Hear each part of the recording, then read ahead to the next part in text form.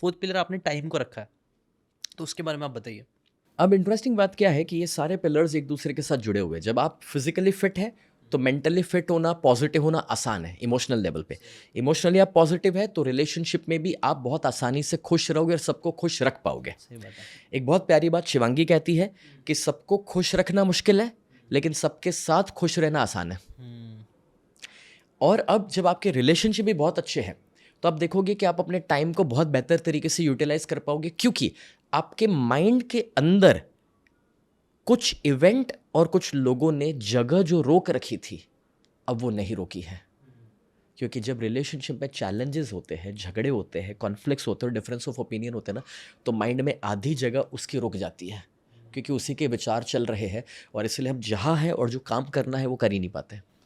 सही बात। We are not able to give our best. अब एक बात पक्की है कि यार खोया हुआ पैसा वापस मिल सकता है, शायद खोया हुआ दोस्त वापस मिल जाए, बट खोया हुआ वक्त अमीर से अमीर आदमी भी उतना नहीं कमाया कि उसे वापस ला सकता है। सही बात है। और इसलिए जब हमें पता है कि इस धरती के ऊपर, इस प्लानट के ऊपर अपना टाइम लिमिटेड है, तो अब इस लिमिटेड टाइम को क्यों हम उन चीज़ों में बिगाड़े जो एक्चुअली मैटर नहीं करती। इसलिए एक बहुत ब्यूटीफुल कहावत है ना कि भाई जो चीज़ 5 साल के बाद मैटर नहीं करने वाली ना, उसके लिए अभी 5 मिनट भी वेस्ट मत करो। ट्रू। मैं हमेशा लोगों को समझाना पसंद करता हूँ कि या तो आप सही हो सकते हैं या तो आप खुश रह सकते हैं।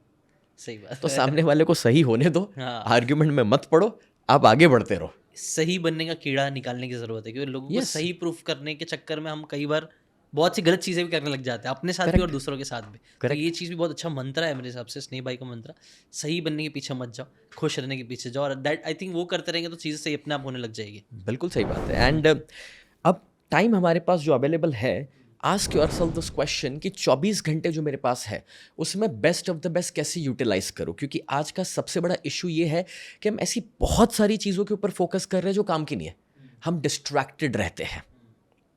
हमें एक सवाल पूछना है, what matters, what should be our number one priority. मेरी ए जॉब क्या है। और बहुत सारी प्रोडक्टिविटी के ऊपर की किताबों ने ये सारे कॉन्सेप्ट्स हमें ऑलरेडी दिए हुए हैं। तो मैं जब सुबह उठता हूँ तो मैं सबसे पहला काम ये करता हूँ कि रात को सोने से पहले मुझे ये पता होता है कि नेक्स्ट डे का मेरा स्केड्यूल क्या है। ओके। जो इंपॉर्टेंट चीज़ है मेरे लिए उसके लिए मैंने पहले से प्री प्लान वक्त दिया हुआ है कि इस टाइम पे मैं लंच देने वाला हूँ, इस टाइम पे मैं जिम करने वाला हूँ, या इस टाइम पे मैं मेडिटेट करूँगा, या मेरा फैमिली टाइम कौन सा होगा। फिर बाकी सारी चीज़ों को मैं उसमें बीच में जो जगह खाली है उसमें फिल करता हूँ। ट्रू, समझ गया। और सुबह मैं अपनी पीक एनर्जी में रहता हूँ मॉर्निंग में, तो 9 से 12 मेरा ए जॉब का टाइम है, जहाँ पर वो 2-3 ऐसे टास्क मैं ले लेता हूँ कि अगर वो मैं आज के दिन में उतना कंप्लीट कर लूँ, बाकी कुछ नहीं करूँगा तो चलेगा। फिर लंच के बाद का मेरा बी टाइम रहता है। बी टाइम के अंदर इट्स लाइक सेकंड इंपॉर्टेंट वाली चीज़ है, अगर कोई टीम मीटिंग लेनी है या कोई जूम कॉल लेना है वगैरह। और 4 से 5 या 5:30 वाला सी टाइम रहता है, जिसमें अगर कुछ अमेज़ॉन के ऊपर ऑर्डर कर लेना है या दूसरे तीसरे काम है या कोई किसी को बैंक को कुछ करना था, तो वो सारी चीज़ें वो सी जॉब में चली जाती है। और बट ऑब्वियस डेलीगेट तो करना ही करना है, जो हम जानते ही हैं। ट्रू। तो जो टाइम हमारे पास है उसमें प्रायोरिटाइज करना, और इसे मैं कहता हूँ रोटी, अच्छा। ROTI, okay. Return on time invested. हाँ। तो मैंने बहुत सारी शादियां नहीं अटेंड करी है, हाँ। मैं बहुत सारी बर्थडेज मिस करा हूँ। मतलब मैंने लाइफ में 3 शादी अटेंड करी होगी जिसमें मेरी भी आ गई। अच्छा।